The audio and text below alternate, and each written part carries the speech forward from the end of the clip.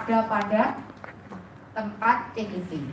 Nah, sebagai tindak lanjutnya, kita sama-sama akan melakukan diseminasi.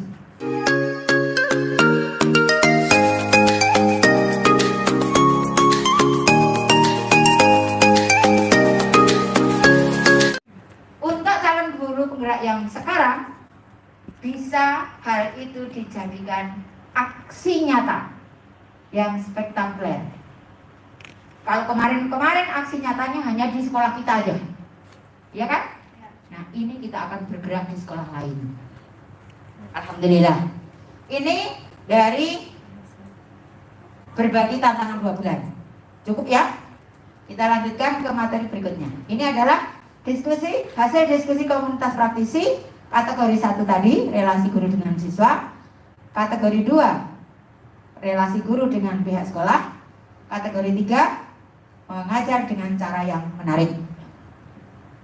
Alhamdulillah sudah kita ada kesepakatan dan ada tindak lanjut RTK-nya. Nah, kemudian berikutnya, refleksi manfaat komunitas praktisi. Apa itu refleksinya? Yang pertama, kita harus mengikuti 4P. P yang pertama adalah peristiwa. P yang kedua perasaan. P yang ketiga pembelajaran. Dan P yang keempat penerapan ke depan.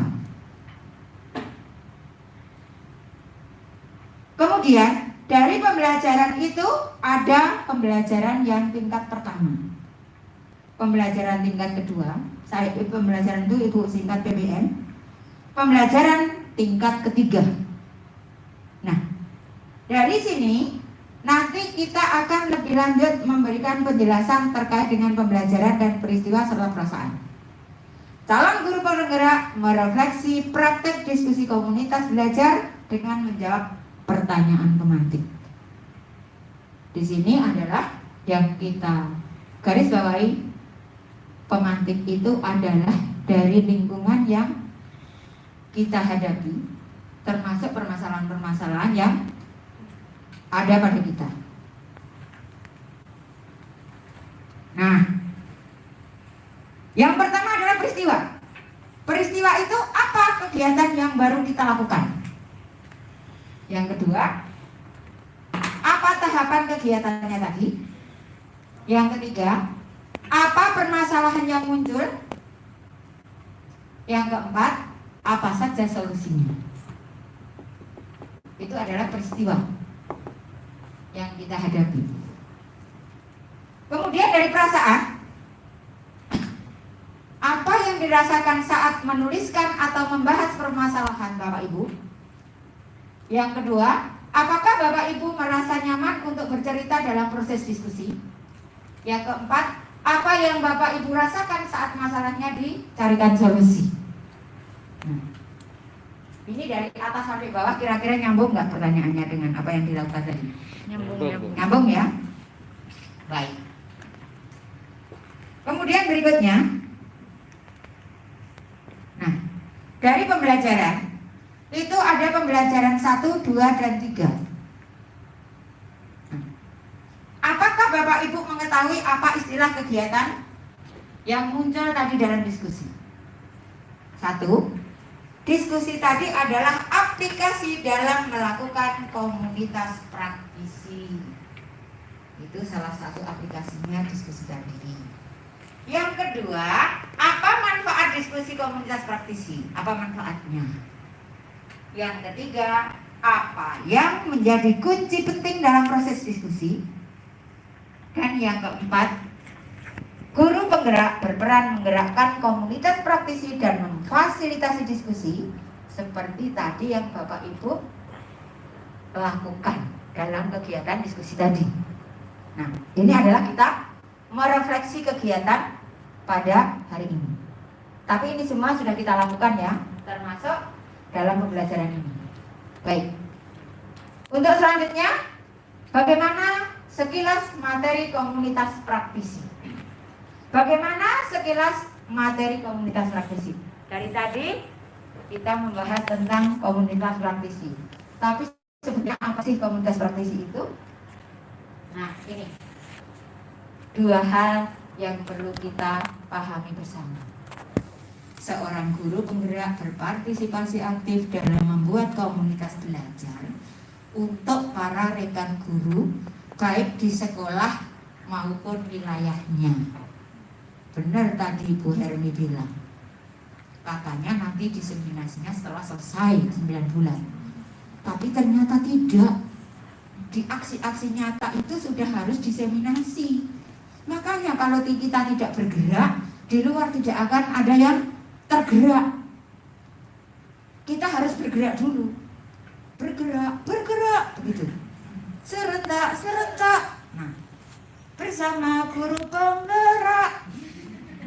Seperti itu kan?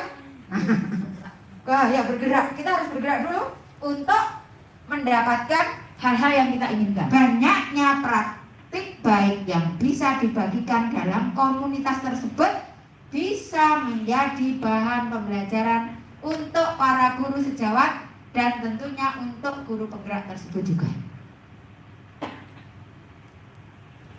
Jadi inti dari sekilas materi komunitas praktisi yang ini kita ambil langsung ke RTL-nya, rencana tindak lanjut.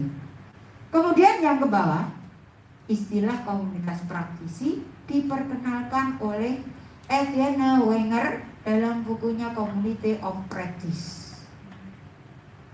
Wenger menyebut bahwa komunitas praktisi sekelompok individu yang memiliki semangat dan kegelisahan yang sama tentang praktik yang mereka lakukan dan ingin melakukannya dengan lebih baik dengan berinteraksi secara rutin. Itu di Wenger 2012. Praktik yang dimaksud itu apa? Praktik yang dimaksud bergantung pada konteks peran sehari-hari anggota komunitas praktisi. Praktik dalam komunitas praktisi guru dapat berupa praktik mengajar dan interaksi dengan murid serta orang tua. Mungkin dari ringkasan ini, kalau tidak salah bukunya itu dibaca kurang lebih 9 halaman. Tapi saya ringkas menjadi ini mudah-mudahan tercover. 9 halaman itu satu ini. Dari sinilah kita berangkat. Sudah memahami materi komunitas praktisi ini, mari kita aplikasikan sebagai seorang calon guru penggerak dan pengajar praktek yang ada di Kota Bontang. Mari kita wujudkan kiprah dengan nawaitu ikhlas dan sadar.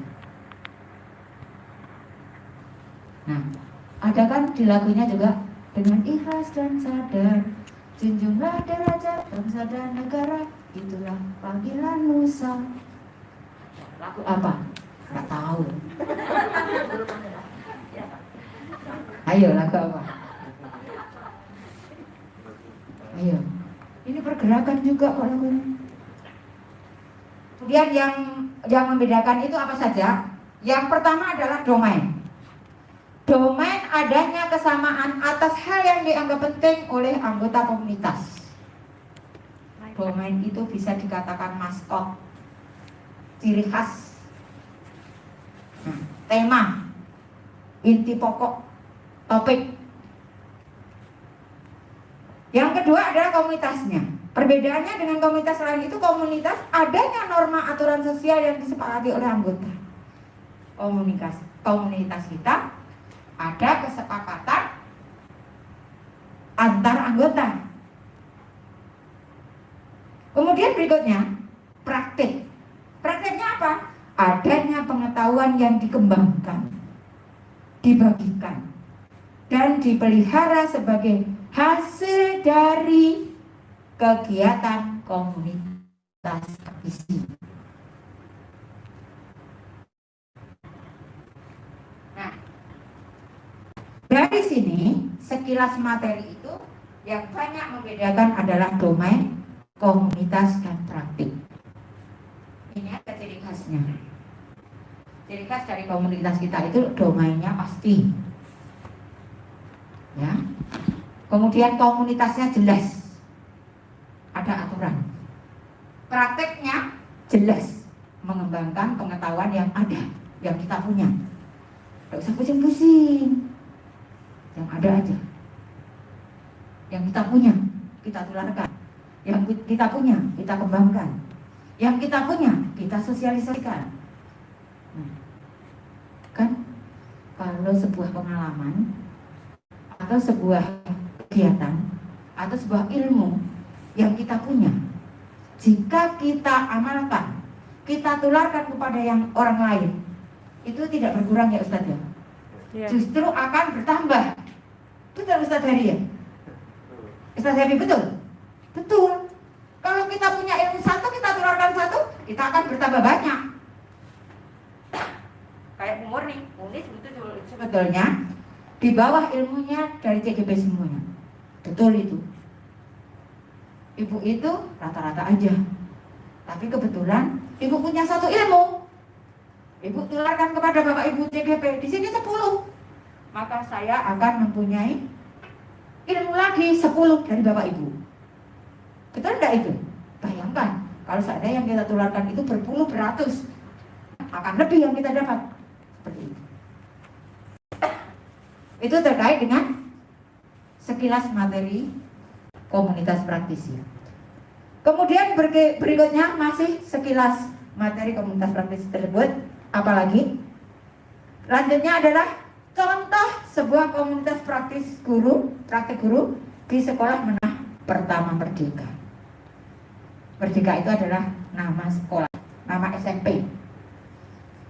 Kemudian dengan karakteristiknya bagaimana sekolah tersebut?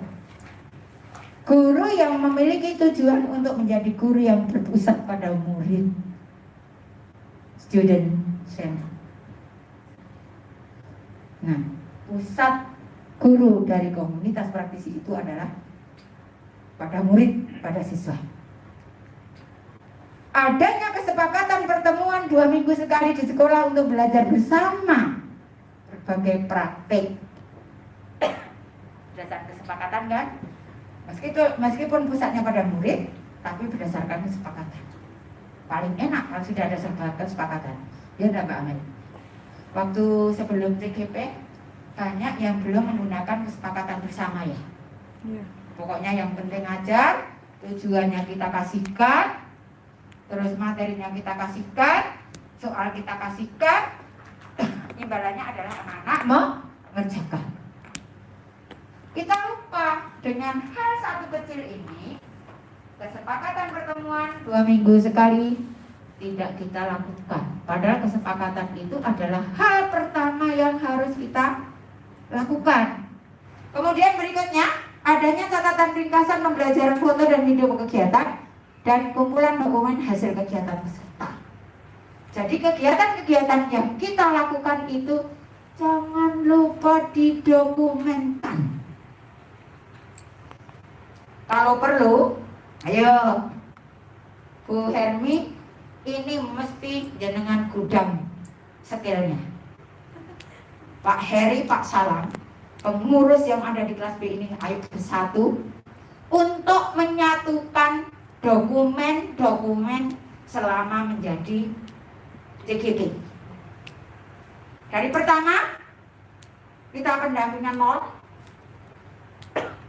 loka 0, pendampingan perdana, loka perdana, pendampingan kedua, loka kedua. Kita dokumenkan, nanti kita jadikan buku. Penyusunnya adalah tim calon guru penggerak kelas B. Keren enggak kalau tadi? Keren. Yang PNS bisa untuk angka kredit. Betul nggak Pak Gayat ya? Betul. Loh, bener. Yang swasta untuk apa? Yang swasta itu adalah kekayaan diri, kekayaan batin, dan kekayaan yang nanti juga akan mendorong menjadi dokumen-dokumen dari yayasan tempat kita. Nah, Bapak Ibu tidak usah khawatir. Aku orang luar negeri. Kata Ustadz Solihin ketika kita mendapatkan pembekalan di Makassar, luar biasa.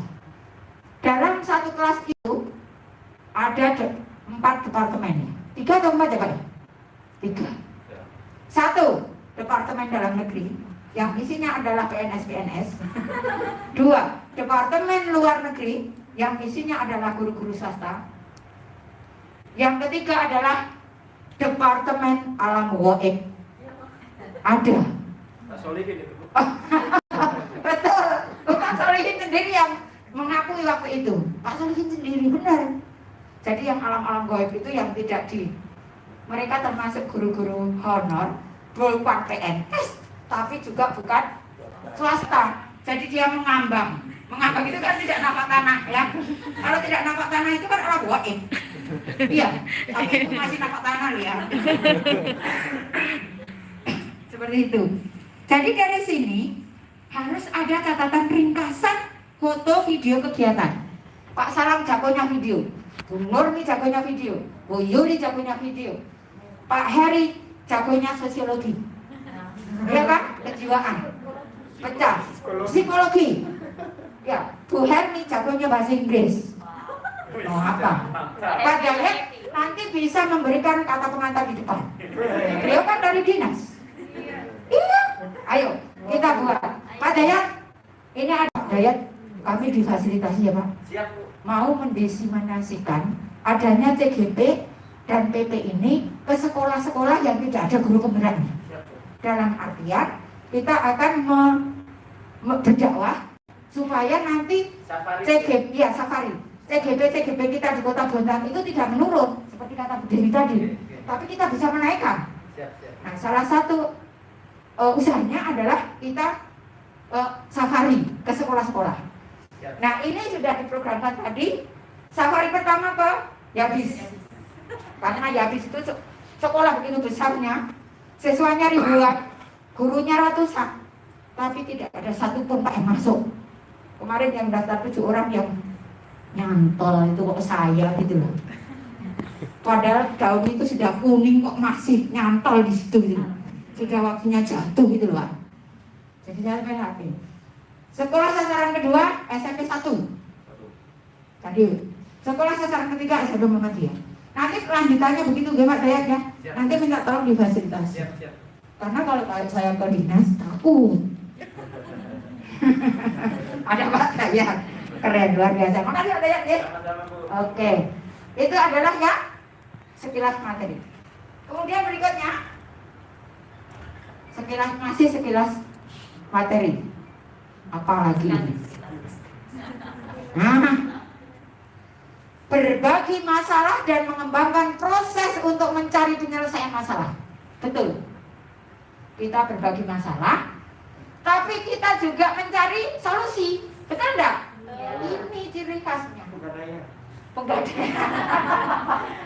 Oh, luar biasa, memang keren kok. Ayo Kak, benar dibuat bukunya ya. Nanti istilahnya dari ibu-ibu aja, Bapak Ibu. Tugas kami aja Bu. Iya, tugasnya Ibu, terus kegiatan-kegiatan.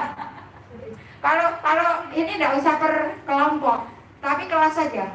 Jadi khusus kelas B. Kita gebrak Nanti 10 orang ini ya. ya.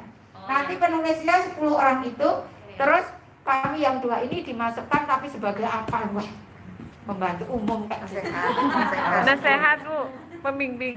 Nah, tidak apa-apa, monggo Penasehat kita di ya.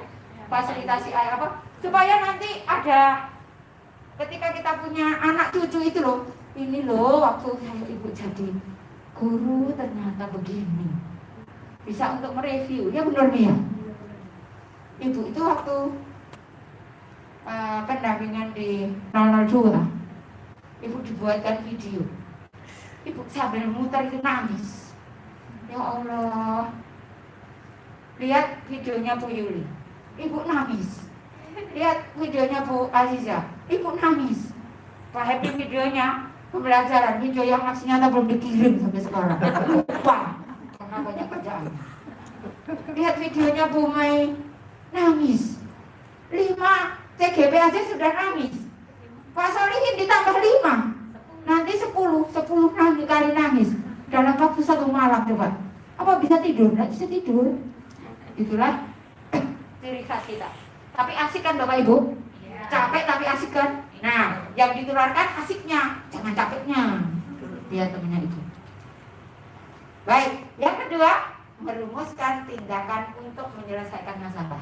Ya enggak? Tadi berbagi masalah dan mengembangkan proses penyelesaian. Yang kedua, kita rumuskan tindakan untuk menyelesaikan masalah tersebut.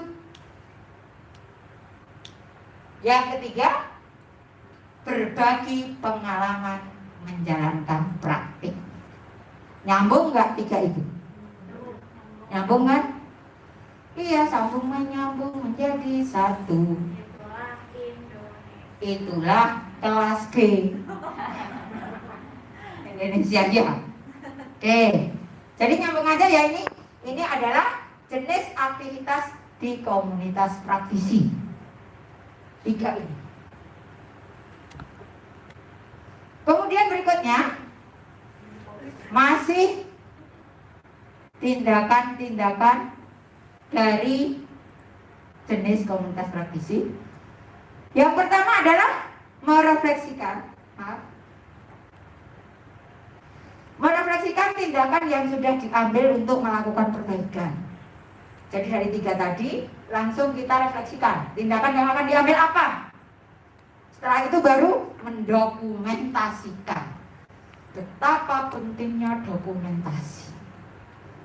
Makanya dokumen itu sangat penting. Dokumen kegiatan dan produk para anggota untuk bahan belajar.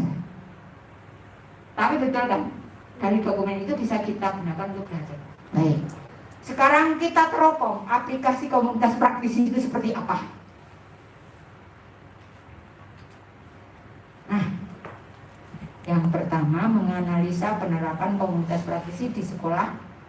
Tanyakan, apakah terjadi perubahan yang dirasakan di lingkungan sekolah? Ada enggak? Ketika kita meneropong aplikasi komunitas praktisi itu, tanyakan bentuk perubahan yang terjadi. Apakah CGP ingin memiliki komunitas praktisi di sekolah? Kira-kira Ingin. bentuk perubahan yang terjadi, baik atau tidak? Dan apakah CGP ingin memiliki komunitas praktis di sekolah?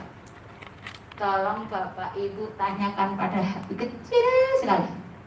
Kira-kira apa jawabannya? Lanjut. Berikutnya, menganalisis manfaat komunitas praktisi. Manfaat komunitas praktisi di sekolah. Tantangan dalam menerapkan komunitas praktisi di sekolah. Peluang dalam menerapkan komunitas praktisi di sekolah. Cara kita sebagai guru penggerak untuk menerapkan komunitas praktisi dengan tantangan dan peluang yang ada.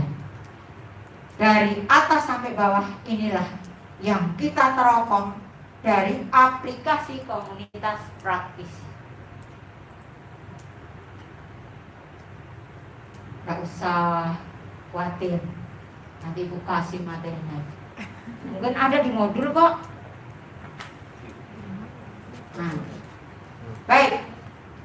Kemudian kita akan sharing antar peserta. Setelah sharing antar peserta, CGP atau calon guru penggerak menceritakan hal-hal yang baru dituliskan di lembar kerja dengan rekan guru di sampingnya.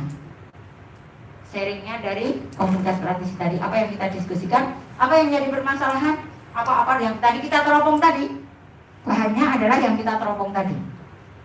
Kemudian berikutnya adalah CGP melengkapi cara untuk membuat komunitas praktisi di sekolahnya berdasarkan ide dari rekannya. Intinya nanti saling memberikan masukan, diskusi, sebaiknya gimana? Aku punya masalah ini, bagaimana menurut Ibu? Bagaimana menurut Bapak? Tolong aja dong, aku dikasih masukan caranya. Disinilah komunitas dari calon guru penggerak yang nanti akan produktif, kreatif, dan inovatif. Serta ketika kita mengajar, menjadi pembelajaran yang atraktif. Betul nggak Pak Salam? Betul. Apa yang sudah dibilang betul Pak Salam, maka benar-benar betul. Karena Pak Salam adalah apa? Merupakan berkah. Kan salam. Nah, bapak saya juga Pak Salam kok Pak. Orang tua saya namanya Salam. Yang terakhir adalah mengapresiasi pekerjaan masing-masing. Pekerjaan kita harus kita apresiasi sendiri. Orang lain mah numpang lewat, mau diakui atau enggak, kita berlalu saja. Tetapi ada kala teman itu betul-betul memberi support dan motivasi yang tulus, ikhlas, tanpa pamrih. Ada. Tetapi ada kalanya teman itu mendatangkan, "Gak apa-apa, mau dijegal-jegal, monggo, asal saya tidak jatuh loh. Kalau saya tidak jatuh, ikat kok." Iya kan boleh seperti itu ya. Kalau kita disakiti, selama kita masih bisa menyelesaikan dengan senyum, ya kita selesaikan dengan senyum. Tapi kalau sudah tidak mau disenyumin, nyubit terus, ganti tak cubit. Nyubitnya lebih keras. Tapi enggak. Kita harus berbesar hati. Kita doakan aja, semoga hal-hal yang seperti itu segera mendapat hidayah. Nah, sekarang mengenal peran guru penggerak dalam membuat komunitas praktisi. Kemudian memahami peran guru penggerak dalam membuat komunitas praktisi, energizer dan diskusi komunitas praktisi. Ini nanti akan kita bahas di sesi setelah istirahat. Nah, ini mungkin materi dari pagi sampai siang ini sudah mewakili. Nah, selanjutnya dari materi Ibu dari pertama pagi sampai sekarang ini, barangkali ada yang mau ditanyakan. Tetapi sebelum ada diskusi tanya jawab, marilah kita ikuti tambahan dari Ustadz Sohri. Monggo Ustadz. Terima kasih Bu Murni yang luar biasa. Kita dengarkan dari pagi, serius dan tentunya santai. Itulah yang dinamakan komunitas belajar kita. Kita sudah belajar banyak dari cara-cara tadi menyampaikan bagaimana masing-masing dari Bapak Ibu guru dengan gayanya masing-masing. Kita tahu gayanya Pak Heri bagaimana, Pak Happy gimana, Bu Armel, Pak Salam dan lain sebagainya. Paham semuanya. Dan intinya saya menambahkan saja untuk komunitas praktisi ini diharapkan adalah praktik baik kita. Makanya di situ dikatakan komunitas praktisi. Kalau komunitas itu sudah banyak. Kita punya komunitas mungkin motor, geng motor itu juga komunitas. Ada komunitas kita mungkin di MGMP. Di MGMP mungkin pengalaman yang ada yaitu belum bisa maksimal. Karena apa? Di situ belum semua punya keinginan bergerak. Tetapi untuk guru penggerak dikatakan komunitas praktisi, harapannya apa? Harapannya akan bergerak satu demi satu. Langkah demi langkah yang kita lalui itu akan menjadi contoh dari teman-teman kita. Seperti tadi disampaikan terkait dengan ini, saya tertarik dengan diskusi berbagai tantangan yang ada di 2 bulan yang telah kita lalui. Ternyata Bapak Ibu sekalian sudah luar biasa. Luar biasanya dari mana? Cara penyampaian yang ada, cara mempresentasikan. Dari awal ada yang pemalu, sekarang malu-maluin. Dari menyampaikan materi ini tidak semua orang bisa. Tidak semua orang bisa, tetapi apa? Dengan belajarnya satu persatu. Ternyata saya harus belajar sama Bu Ayu kayak apa? Saya belajar sama Pak Heri, Pak Happy, Bu Armel, Bu Nurmi, Bu Mia, Mai apa? Mai, Pak Salam, Bu Yuli, Bu Hermi sama Bu Azizah, ya. Kita belajar bersama. Dan di sinilah komunitas kita bangun. Kita mencoba nanti sebelum kita masuk ke tempat yang lain, sebelum kita ngajak orang lain, maka kita akan kembali pada diri kita. Siapa diri kita? Kalau diri kita sudah kita labelkan dengan adanya guru penggerak, saya adalah guru penggerak, maka saya harus bergerak duluan. Saya menjadi guru penggerak, maka saya harus menguasai materi yang ada. Sehingga apa? Tatkala kita ditanya, kita menyampaikan sesuatu hal yang ada, maka kita bisa menjawab dengan lugas, dengan baik. Contoh tantangan ini luar biasa, ya. Yang pertama tadi disampaikan relasi guru dengan siswa. Begitu banyaknya masalah kita dengan siswa kita, terlebih lagi di pembelajaran daring kita. Contoh, kalau kita disupervisi itu bingung. Kemarin saya disupervisi wakil kepala sekolah, ternyata anak-anak itu nggak mau ngomong. Saya panggil, si Ahmad hadir Pak, nanti Ayu hadir, bukan Bu Ayu ya. Yang lainnya kita absen hadir. Ketemu dengan materi yang saya sampaikan. Saya minta mereka di breakout room-nya, di board-nya kayak kita. Mau dia bicara, diskusi dengan teman-temannya di board-nya itu mau. Tapi ternyata di saat disuruh menyampaikan, saya berikan satu materi. Karena kita membelajarkan literasi, tampilkan video untuk mencermati bagaimana perjalanan seorang guru mendidik anaknya yang berkarakter. Ternyata apa mereka mengatakan? Pak, saya tidak bisa menyampaikan, tapi ngerti maksudnya. Itu yang aneh. Kerjaan siapa yang begitu? Kerjaan kita sebagai guru. Bagaimana cara kita menggerakkannya?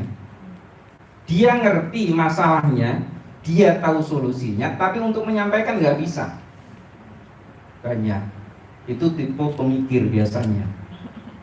Banyak yang begitu. Caranya bagaimana? Belajar sama Bu Ermi. Kenapa kita harus olah mereka? Kita harus cari kreativitas kita masing-masing untuk membangkitkan. Saya tidak kalah mungkin kalau dalang itu nggak kurang lakon kalau Jawa. Saya coba gali satu persatu. Nah, ini tadi kan gurunya nyampaikan demikian. Tahu kan? Iya Pak, tahu. Biji jagungnya gimana? Direbus dulu Pak, sehingga tidak tumbuh. Yang satunya gimana? Iya, yang satunya dia berusaha untuk menumbuhkan biji jagung itu, sehingga dia cari tanaman yang sudah tumbuh, ditaruh di pot. Jadi jagung yang sudah tumbuh itu digali sama tanahnya, ditaruh di pot, sehingga pertumbuhannya itu dia cepat. Di suatu saat dipresentasikan pada gurunya, karena ini untuk menguji untuk jadi ketua OSIS, maka apa yang terjadi? Guru tersebut langsung menyampaikan di presentasinya, anak-anakku sekalian, biji jagung yang kemarin Bapak berikan pada kalian, ternyata itu sudah Bapak rebus duluan. Direbus, apa yang terjadi? Kalau direbus nggak mungkin tumbuh, dan nggak tahu mereka. Tapi ada satu anak yang tidak tumbuh, jagungnya itu dia bawa potnya sama tanahnya, dibawa di hadapan gurunya. Karena apa? Dia browsing. Penyebabnya apa? Biji itu tidak tumbuh. Maka dia ketahui, oh ya kalau direbus tidak tumbuh, kalau ini bijinya rusak tidak tumbuh, ini dan lain sebagainya. Kreativitas itu muncul. Sehingga apa? Bapak Ibu sekalian, di saat kita menyampaikan semuanya itu pada anak-anak, saya ungkapkan begitu, saya sampaikan, terus sekarang siapa yang bercerita? Kita awali dulu dari kita masuk di dalam kehidupan dia atau anak-anak, kita bahasakan dengan bahasa kita. Pak, saya yang akan menyampaikan pendapat. Maka satu menyampaikan, Pak, saya Pak, berebut. Di gimmick itu, maka banyak yang angkat tangan. Ya saya disupervisi kayak gitu kan, seneng kan? Oh ternyata ada respon. Bagaimana? Karena kita membangkitkan mereka, kita membangkitkan komunitas yang ada di kelas itu, yang dulunya dia tidak respon karena bisa jadi ada kebutuhan cara pengucapannya, bahasannya, atau mungkin literasinya yang kurang. Maka kita disuruh untuk literasi di pembelajaran abad 21 kan, literasi itu yang pertama. Setelah literasi ada critical thinking kita. Bagaimana kita mensikapi suatu hal, suatu masalah yang ada, sehingga kita bisa mengungkapkan dengan komunikasi kita yang bagus. Itu diantaranya. Kembali ke sini, ini masalah anak. Tadi karakter muncul kan, berarti jawabannya siapa yang jadi ketua OSIS? Yang tidak tumbuh. Dan itu sulit dicari orang-orang yang semacam itu kalau tidak kita tumbuhkan dari diri kita masing-masing. Dari siapa? Dari guru-guru yang hebat, dari bapak ibu guru yang menjadi guru penggerak yang ada di komunitas. Nantinya komunitas praktisi ini kita mulai satu persatu, tapi tidak ada wujud aplikasi dalam kegiatan nyatanya. Jadi nama tinggal nama saja. Yang kita harapkan jangan sampai terjadi pada guru penggerak yang ada. Yang pertama, memahami peran guru penggerak dalam membuat komunitas praktisi. Aktivitas kita, bagaimana kita membuat di sini berarti nanti langsung ke aplikasi nyata kita. Contoh tadi sudah banyak disampaikan oleh Bu Murni, bagaimana Bapak itu ngajak teman-temannya. Siapa yang mau diajak? Kita ngajak seseorang, ada kadangkala orang itu tanpa kita ajak, tahu kita berubah, dia mendekati kita dan bertanya, Bu, saya ingin tahu, ada begitu. Ada orang yang kita ajak, ayo kita belajar bersama, dan mengatakan tidak, padahal dia tidak bisa. Ini tipe-tipe yang semacam itu kan banyak di lingkungan kita. Di setiap sekolah pasti ada yang bermacam-macam. Maka kita harus mensikapi dari komunitas praktisi kita, orang yang kita bisa ajak, yang bisa kita dekati. Berarti pendekatan kita personal terlebih dahulu. Setelah personal kita dekati, maka kalau kita tadi bisa diseminasi ke teman-teman kita, maka kita sampaikan. Di SD 09, Bu Kepala Sekolahnya juga meminta waktu untuk bisa menyampaikan ke guru-guru yang ada. Berarti di situ kan kepala sekolahnya punya keinginan bagaimana guru-gurunya bisa maju. Dicontohkan seperti Bu Ayu, Bu Yuli, dan satu lagi Bu Yuni ya. Ya. Ternyata ye itu banyak ya. Tadi hahaha, tadi ye. Bu Yuni, Bu Yuli ya. Kepala sekolah yang semacam itu yang kita suka. Karena apa? Ada orang yang tertutup, tidak mau. Itu yang kalau Bapak Ibu nanti jadi kepala sekolah, terbukalah untuk siapa saja. Jangan sampai kita tertutup. Karena apa? Di saat kita terbuka dengan orang lain, berarti ada komunitas yang suka pada kita, yang tertarik pada diri kita. Berarti kalau mereka tertarik pada diri kita, ada sesuatu yang baik, yang bisa kita tularkan kepada mereka. Itu diantaranya. Terus selanjutnya, aktivitas kelompok bersama pendamping ya. Nanti yang selanjutnya yaitu menganalisa diri dalam peran guru penggerak untuk membuat komunitas praktisi. Itu dianalisanya kelemahan-kelemahannya apa yang yang ada pada diri kita. Jadi kita paham, oh ya, saya ternyata tidak bisa menyampaikan ide dengan cepat. Ada seseorang yang bisa menyampaikan idenya dengan cepat. Kenapa itu bisa terjadi? Karena terlatih. Ini contoh di komunitas kita kan banyak semacam itu. Tujuan sesinya diantaranya, calon guru penggerak dapat menjelaskan manfaat lingkungan belajar positif di komunitas praktisi.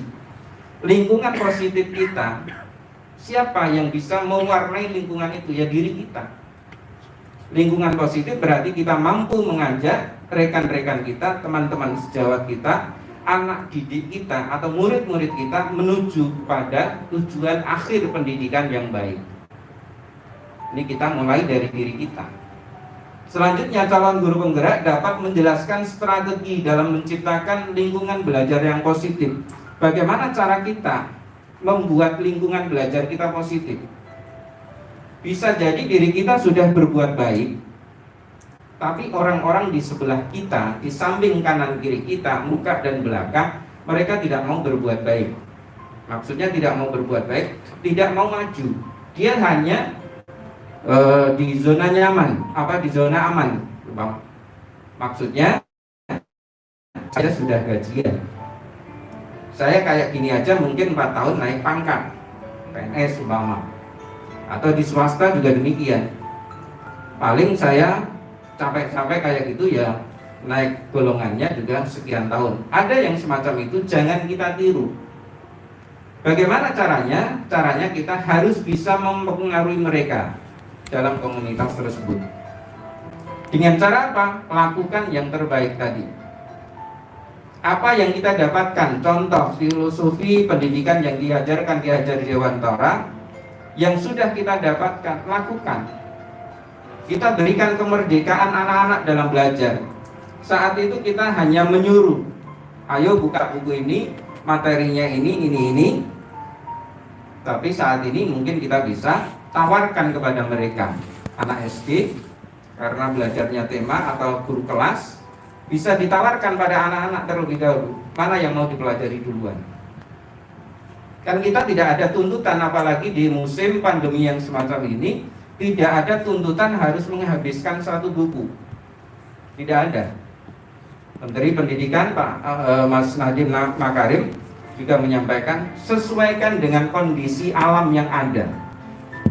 Tapi saat ini guru-guru masih banyak yang belum paham, yang tidak paham.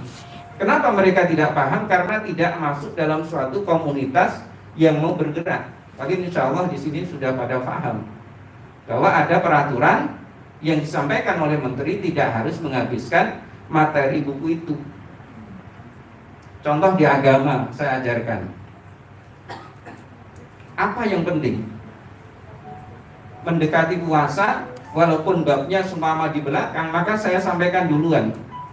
Kenapa demikian? Pas momennya kena. Ada tentang sholat sunnah. Oh ya, mau Idul Adha, saya sampaikan duluan. Tentang kurban, itu mestinya materi belakangan, tapi saya loncat. Tapi di saat ada kepala sekolah tanya, kenapa Pak Solihin materinya kok gak beruntun? Saya sampaikan, Pak, kalau runtun dengan bab yang ada, maka tidak mengena pada anak. Momen ini sudah selesai, tapi anaknya baru dapatkan nanti. Ini kalau di agama kan bebas semacam itu. Karena apa? Di saat kita bisa menyesuaikan yang semacam itu, maka nilai-nilai yang akan kita tanamkan ke anak itu masuk dalam pribadi si anak. Daripada sama-sama nanti mendapatkan, tetapi momennya lepas. Beda kan kalau kita kasih tugas anak-anak waktu Idul Adha, yaitu untuk kurban, umpama dia mengumpulkan infak, latihan kurban itu, terus dia menyalurkan pada saatnya.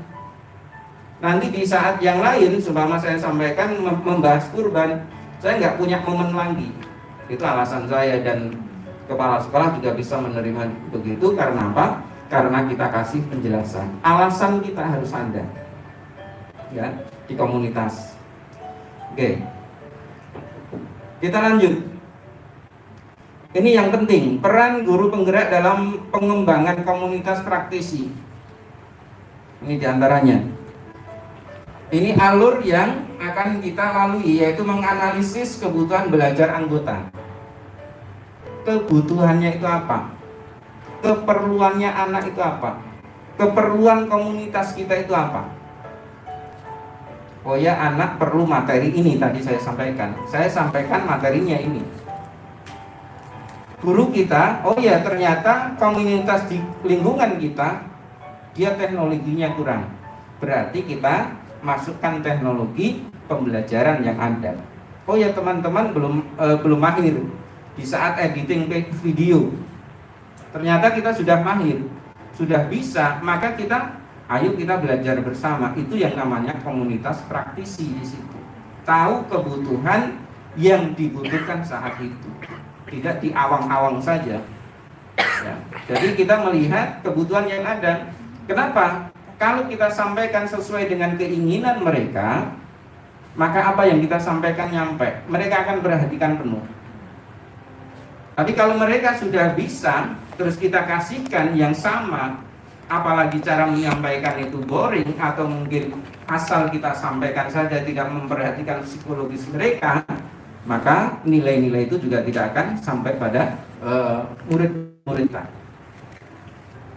atau komunitas kita. Yang kedua, memfasilitasi rencana kegiatan belajar berdasarkan hasil analisis. Ini pentingnya data yang ada. Izin ke kamar mandi. Bapak Ibu sekalian, kemarin kan diberikan angket, mungkin sempat baca yang dari anak-anak. Kalau angket itu ibu baca, itu cerminan ibu. Ya, anak-anak kita tanya juga menjawabnya polos.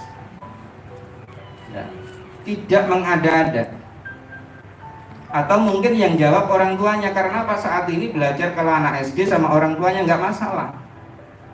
Ternyata ada kritik sumpama, ngajarnya hanya dikasih tugas sumpama gitu. Tapi saya baca nggak ada yang begitu kemarin. Sudah pakai Google Meet, pakai Zoom, memberikan tugas juga tidak banyak. Ada terukur, maksudnya tugasnya tidak terlalu membebani si anak tersebut, maka itu juga termasuk kita memfasilitasi kegiatan belajar yang ada. Jangan sampai kita hanya kasihkan tugas tidak mengukur. Oh ya, anak SD kelas 2 kita kasih kerjaan yang panjang, yang banyak, sehingga mereka tidak ada waktu untuk main. Itu salah juga. Yang ketiga, mencari narasumber dan yang relevan terkait kebutuhan belajar. Mungkin saja setelah kita belajar bersama dengan teman-teman kita, rekan kita di sekolah, lingkungan sekolah kita sendiri, atau mungkin di masyarakat, oh ya saya nggak mampu di bidang ini, maka kita cari narasumber yang pada ahlinya. Kita tidak ngerti psikologi, oh ya ternyata kita punya rekanan, punya teman yang baik hati untuk menjadi psikolog. Kita minta Pak Heri, minta tolong, bisa nggak seumpama Pak Heri memberikan materi tentang ini di sekolah kami. Maka itu manfaatnya kita ada komunitas. Coba Bapak Ibu bayangkan, dari 10 ini kita lihat kemampuannya kan beda-beda, ya kan? Kalau kita tanya, tuh Ayu nggak mau jawab, tapi kelihatan nanti kalau dikumpulkan, ya kelebihannya apa gitu. Pak Heri apa, Pak Salam apa, Bu Yuli apa, Bu Heri apa, Bu Aziza apa, nanti Bu Mai apa, Bu Nur ya, Bu Nurmi ya, bukan Bu Murni ya. Pak Eti itu apa? Saya terpengaruh sama Bu Murni ya. Nah, jadi kita tahu siapa yang akan kita datangkan, maka kita inventaris dulu, kita analisis kebutuhan yang ada, sehingga kita datangkan orang itu sesuai. Kalau kita dengarkan ceramah juga tidak kompeten, apa yang terjadi? Kita tinggal tidur. Bisa jadi Bapak Ibu ditinggal tidur anaknya, karena apa? Cara menyampaikannya di saat belajar juga nggak menarik. Ya seperti tadi saya ceritakan, dikasih film kayak gini nggak mau jawab. Bukan nggak tahu, bukan nggak bisa. Ternyata untuk mengungkapkan kata-kata itu lebih sulit bagi mereka. Ada yang menyampaikan, Pak, saya tulis saja ya di chatnya. Berarti dia suka nulis. Kemarin juga dia SMP 1, Pak, saya suka nulis kata-kata. Saya sampaikan, kamu nulisnya kata-kata di mana? Yo kadang di buku, di ini dan lain sebagainya. Bu Herni, ini anak punya bakat menulis, diopeni bahasa Jawanya. Yang semacam ini menjadi aset guru, menjadi aset kita. Sehingga apa? Kita tahu bahwa mereka itu mampu untuk melakukan sesuatu yang lebih. Itu diantaranya. Maka kita cari narasumber yang relevan. Menyelenggarakan kegiatan belajar di komunitas, yaitu bagaimana kita menyelenggarakan kegiatan belajar di komunitas itu kita bersama-sama. Setelah kita tahu, oh ya ada materi disampaikan ini, perkembangannya kayak apa dan lain sebagainya nanti kita lakukan di komunitas belajar tersebut. Yang dikatakan lagi, mendokumentasikan dan mempublikasikan hasil kegiatan. Ibu bapak, setelah mendokumentasikan, dipublikasikan. Dipublikasikan kayak apa? Kalau Pak Salam bikin video, jangan untuk sendiri, tetapi taruh di YouTube. Itu kan begitu. Pak Heri juga demikian. Publikasikan ke orang tua sudah. Tapi lebih umum, biar juga dilihat orang lain, di tempat lain, di sekolah lain. Oh ya, ternyata di SMP DHBS ada guru BP-nya yang demikian. Hasilnya apa? Hasilnya berbondong-bondong mereka masuk di SMP DHBS. Pak Salam kemarin nanya bagaimana caranya untuk mendapatkan siswa yang banyak. Nanya, sudah menghabiskan uang sekian puluh juta untuk pendaftaran, ternyata imbasnya anak TK yang diharapkan masuk ke SD kreatif ternyata nggak balan. Habis 60 juta, yang masuk seumpama hanya 15. Kan nggak balan, sama saya katakan. Bagaimana caranya? Di antaranya keuntungan ini. Keuntungan kalau guru itu tempatnya tidak satu tempat. Daerahnya beda-beda, ada yang di Berbas, ada di Kanaan, ada di Tanjung Laut, ada di Guntung dan lain sebagainya. Maka guru-gurunya itu jadi komunitas praktisi di tempat tersebut. Saya sampaikan begitu. Karena nyambung, saya sudah belajar ini. Kebetulan beliau tanya yang tentang itu. Yus, gampang aja saya jawabnya. Bukan saya tahu, oh ya bisa jawab itu bukan, karena saya baca duluan gitu. Mau datang saya baca dulu Pak. Tapi alhamdulillah pertanyaannya juga ada jawabannya di situ. Ketemu jodohnya. Jadi kalau guru di Guntung, dia menjadi komunitas di situ, praktisi di situ akan cerita. Ini loh saya guru SD kreatif. Ini saya guru DHBS. Ini saya guru SD 09, ini saya guru SMP 1, saya guru 010, saya guru Muhammadiyah. Apa yang terjadi? Mereka akan memilih. Karena kita sudah menjadi praktisi di situ. Wujud kita nyata, tidak hanya kata-kata, tetapi kita sudah berkiprah di situ dan memberikan nilai positif di lingkungan tersebut. Ini cara kita membesarkan lembaga kita. Mau tidak mau kita akan membesarkan lembaga kita masing-masing. Kita bersaing, di sini bersaing. Saya katakan kita bersaing, sama-sama bersaing. Saya bersaing, saya di SMP Vidatra. Beliau di SMP DHBS, sama-sama SMP ini, SMP Muhammadiyah. Tapi persaingan kita adalah yang sehat. Mari kita tunjukkan prestasi kita masing-masing. Saya sampaikan Pak Heri betul. Pak Heri di sini ada di ABS ada 5 guru SMP-nya. Itu aset. Kalau cerita itu loh guru penggerak Buntang dari 25 dari DHBS. Sudah menang. Tanya Vidatra. Tapi menangnya guru praktiknya dari Vidatra. Ya. Gak mau kalah gitu ya.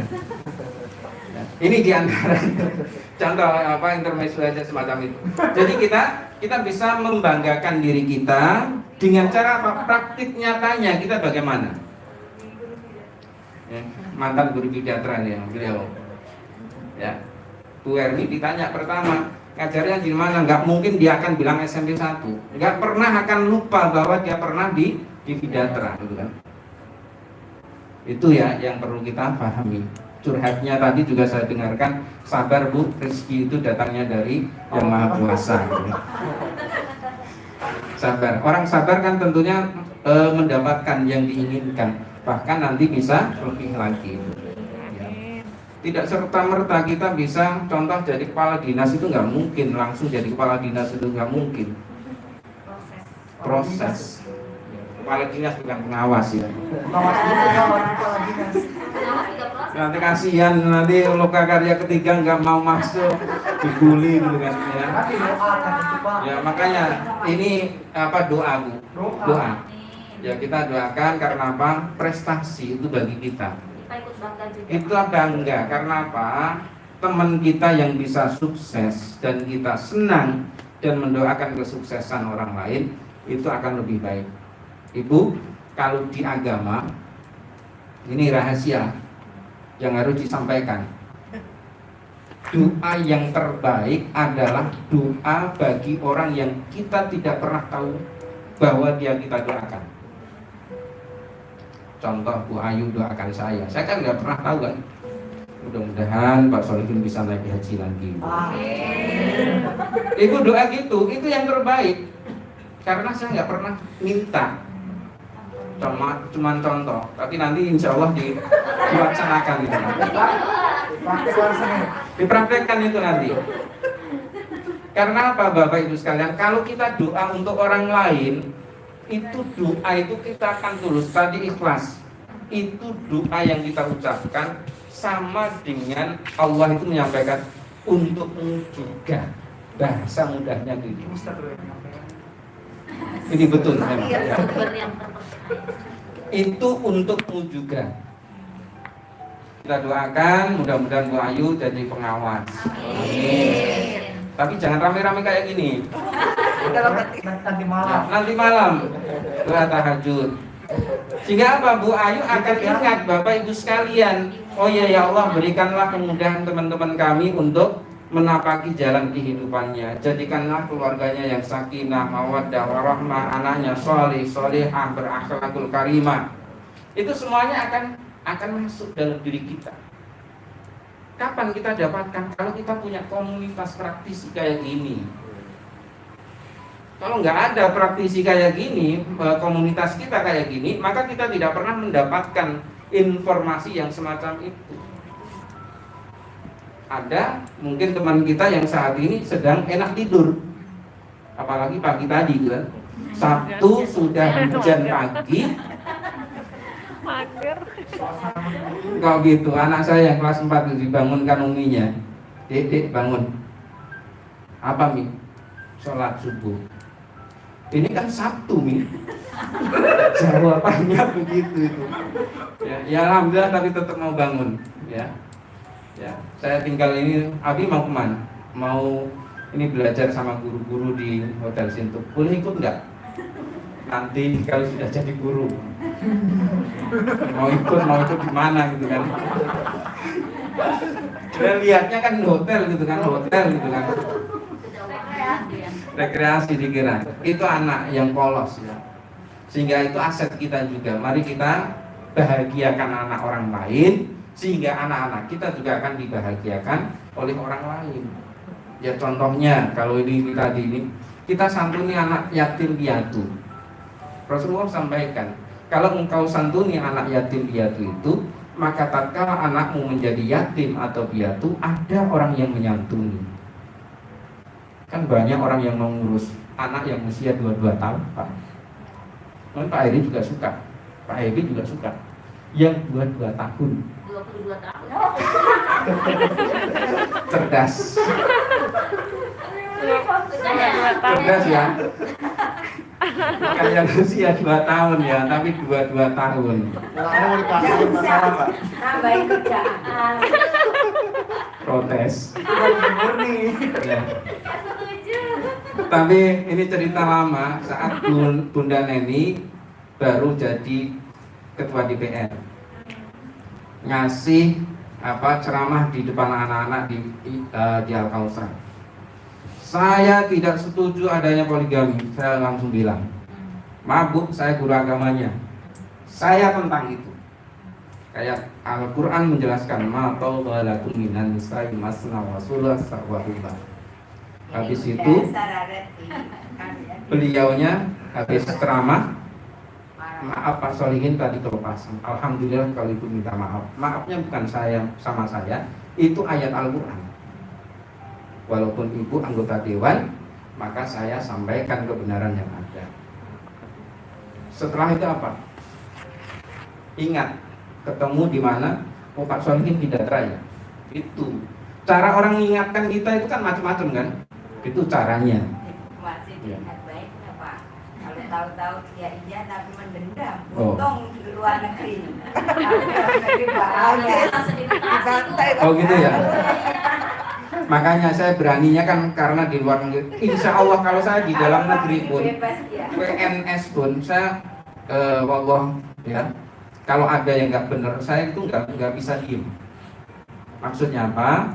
Kalau perlu diluruskan, diluruskan. Kalau konsekuensinya ada pada diri saya, oh ya ternyata kebijakan itu juga istilahnya kalau saya sampaikan saya rugi. Tapi kalau itu kaitannya dengan akidah, dengan agama, karena prinsip guru agama harus tegakkan. Itu tetap menjadi keyakinan saya, ya. Mestinya apa? Saya juga berhak untuk jadi ketua Basnas mestinya. Tes itu Bu, nomor 1, ranking 1 saya. Ranking satunya ada 2, saya sama Pak Abdul Salam Ridho di Basnas. Yang dipanggil nomor 10.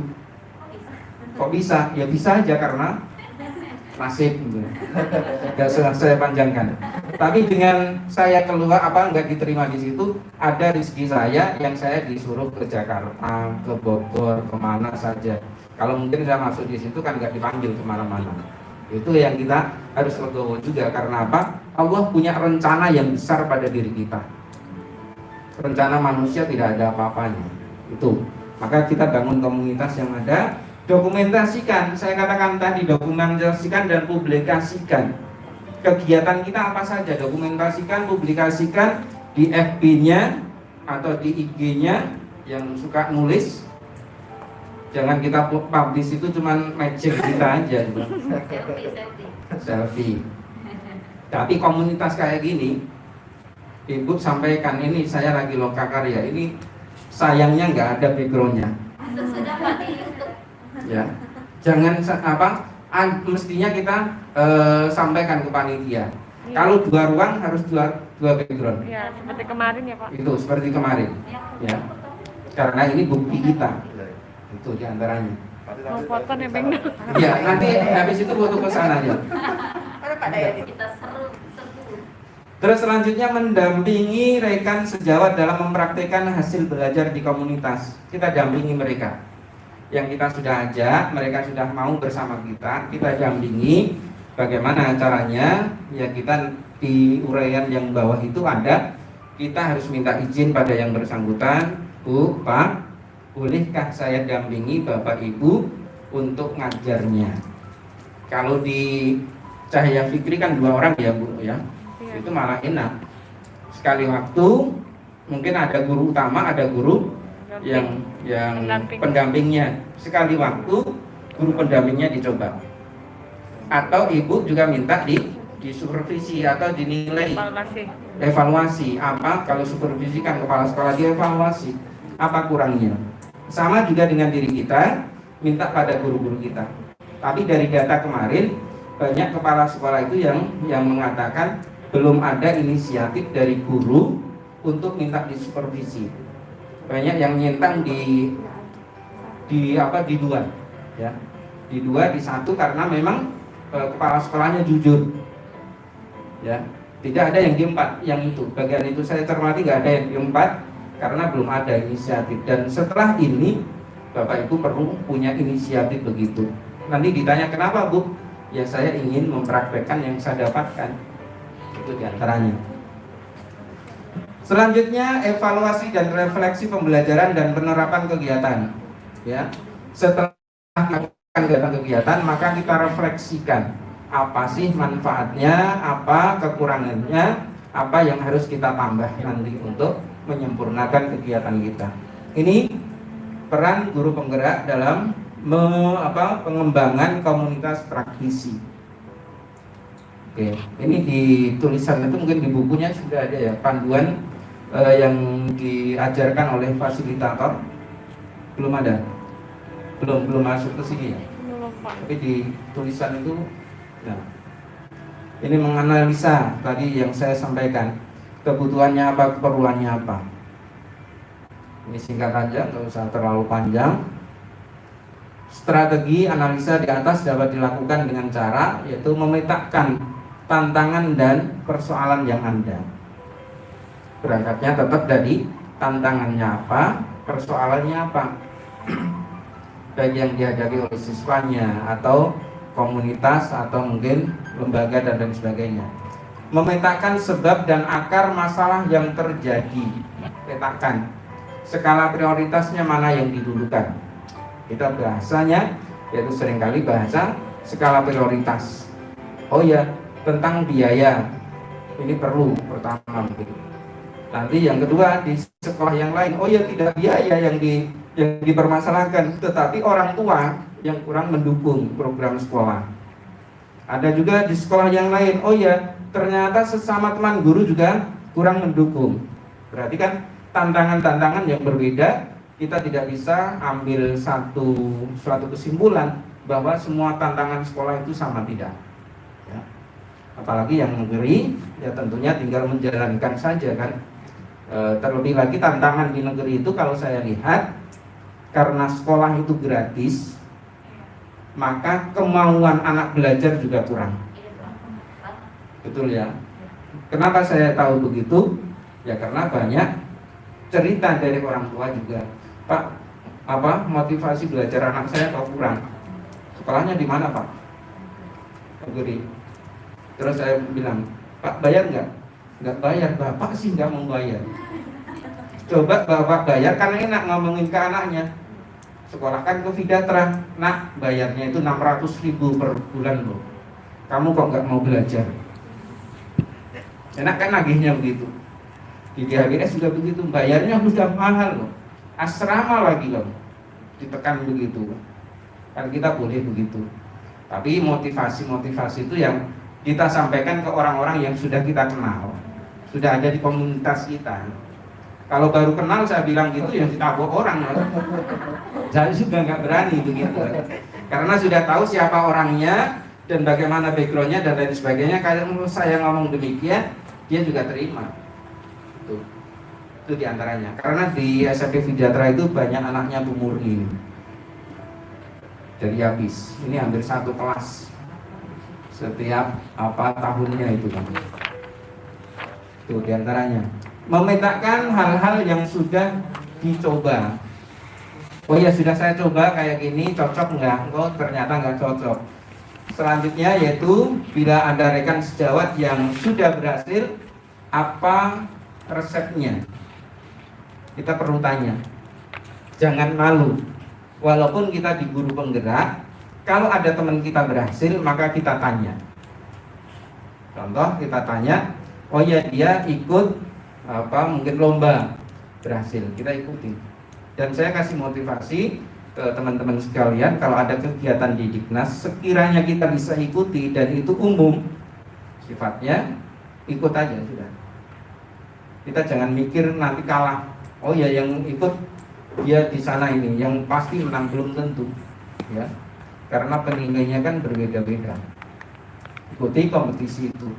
Terus selanjutnya setelah mendapatkan cukup data tentang kebutuhan belajar, rekan sejawat guru penggerak bisa menyampaikan hasil analisanya dan mengajak anggota komunitas lainnya untuk membuat rencana kegiatan belajar. Jadi setelah analisanya lengkap, kebutuhannya apa, keperluannya apa, baru ada rencana kegiatannya. Itu jelas. Memfasilitasi penyusunan rencana kegiatan belajar berdasarkan hasil analisis kebutuhan. Ini secara umum sama ya.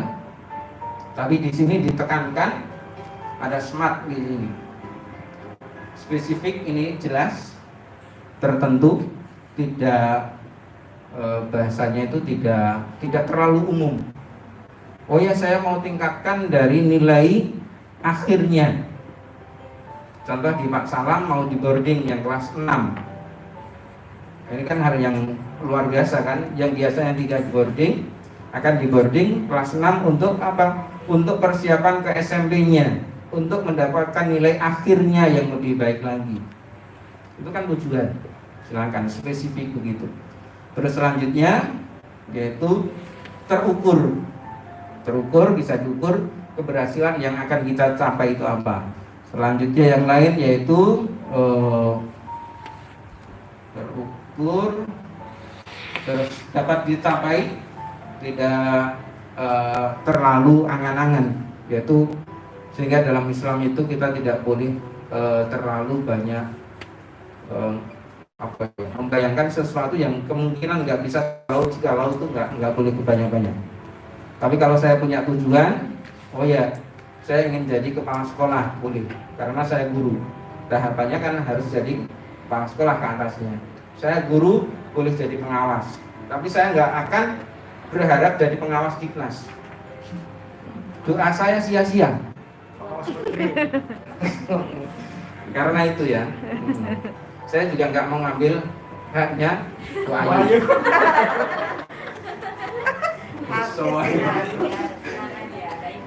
Ya, dapat realistis, yaitu dapat direalisasikan, yaitu tujuan kita itu bisa direalisasikan dengan mudah. Yaitu, oh ya, tadi saya dengar juga anak dikasih apa dari Pak Happy tadi, yaitu permainan, lomba-lomba. Kita adakan semacam realistis kan.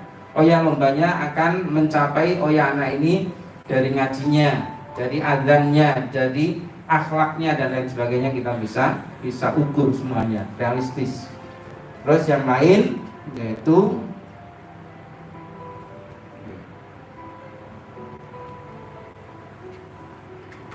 jangka waktunya jelas, ya, jangka waktunya kapan itu akan kita lakukan. Oke, kita lanjut. Terus yang tidak kalah pentingnya yaitu biaya juga. Di sini ada biaya, ya. Karena apa? Dihitung berapa biaya yang keluar dari program yang kita programkan. Karena di saat kita memprogramkan sesuatu, jangan sampai kita ditanya, Pak, berapa biaya yang dikeluarkan? Nggak tahu. Itu program kita nggak akan masuk. Tapi kalau kita katakan, Pak, saya punya program ini, hitungan saya demikian, perlu guru sekian, setiap minggunya dia masuk sekian jam, maka setiap bulan dikeluarkan biaya sekian. Itu yang akan masuk di akal kita. Kita panggil komite sekolah untuk membincangkan itu, berbicara tentang itu. Contoh tadi yang Pak Salam, umpama uang makannya anak-anak 1 minggu sekian, real, ternyata sekian, maka akan dibahas bersama. Oh ya, ternyata di sana ada pengusaha. Kita tawarkan, Pak, apakah Bapak punya sedekah, mau sedekah dan lain sebagainya, infak dan lain sebagainya. Maka mestinya dia bayar 500, maka bisa jadi dia 5 juta. Karena Pak tahu program kita jelas. Itu kan banyak yang begitu. Karena apa jelasnya dan terukur. Itu ada yang begitu ya Pak Salam ya, pasti. Itu dirapatkan. Caranya begitu aja. Karena beliau di sana dipercaya jadi bagian keuangan. Bendahara ini. Makanya tadi nggak mau jadi bendahara itu karena ngurusin itu juga. Berarti saya harus banyak belajar. Ini saya buka di sini Pak Salam. Jadi CGP. Tadi kan Bu Murni sudah buka ya, yang itu Bu Murni nggak saya ceritain. Biar ada bahan.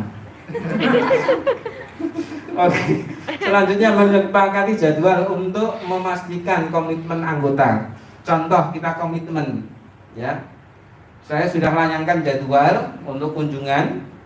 Ternyata saya ada kegiatan. Maaf, saya ada kegiatan. Bisa nggak Pak Heri dirubah? Bisa. Itu komitmen kita. Kita itu tidak saklek, ya.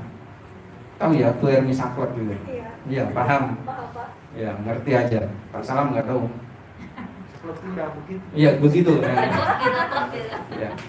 Jadi kita bisa sepakat di komitmen kita, yang jelas komitmen kita. Kalau komitmen itu persepsinya adalah saling menguntungkan antara satu dengan yang lainnya. Oke. Itu aja mungkin cukup. Pastinya banyak tapi sudah saya sampaikan secara umum ya. Mencari narasumber seperti tadi kan sudah, menyelenggarakan kegiatan belajar di komunitas. Ini tahap penyelenggaraan komunitas praktik. Ini banyak. Oke. Ini yang penting diantaranya tadi, saya ingatkan kembali, mendokumentasikan dan mempublikasikan kegiatan-kegiatan yang ada, kita publikasikan dengan baik. Jadi contohnya, yaitu mungkin ada kartunya, ada jadwal dan lain sebagainya. Ini. Oke. Terus apa ini? Mendampingi teman sejawat ya. Tadi yang belajar, memfasilitasi kaitannya dengan evaluasi, refleksi pembelajaran yang ada setelah kita lakukan program itu, apakah program itu efektif atau tidak, efisien atau tidak. Ini sehingga evaluasi, refleksi kita perlu kita perhatikan bersama. Kalau kita bisa melakukan hal yang semacam itu, maka sempurna kita punya komunitas praktisi. Oke, selanjutnya Bapak Ibu diskusikan ya. Ini terkait dengan analisa kebutuhan belajar anggota segi yang pertama, terus memfasilitasi rencana kegiatan belajar. Ini tadi yang sudah ditulis tadi kan. Tantangan ya.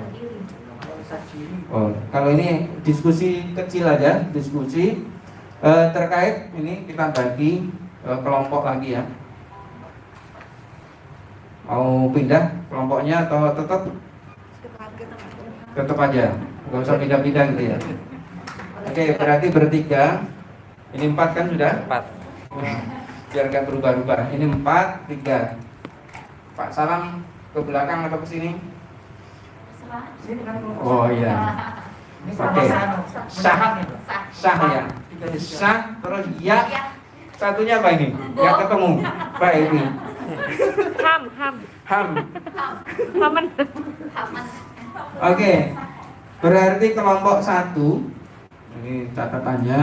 Satu lagi. Ya, ke belakang. Kelompok 1 terkait dengan analisis kebutuhan belajar anggota dan memfasilitasi rencana kegiatan belajar berdasarkan hasil analisis kebutuhan. Apa saja yang diperlukan. Kelompok keduanya yaitu mencari narasumber yang relevan terkait kebutuhan belajar, menyelenggarakan kegiatan belajar di komunitas. Terus yang ketiga yaitu mendokumentasikan dan mempublikasikan kegiatan, mendampingi rekan sejawat, terus memfasilitasi evaluasi dan refleksi. Di kegiatan ini Bapak Ibu sekalian, pahami masalah-masalah, setiap anggota kelompok memahami. Saya kasih waktu Diskusinya 7 menit aja. Menganalisis kebutuhannya belajar anggota. Menganalisis kebutuhan belajar anggota, memfasilitasi rencana kegiatan belajar berdasarkan hasil menganalisis kebutuhan belajar anggota. Kita mempersiapkan aja kita. berarti nanti yang merintis.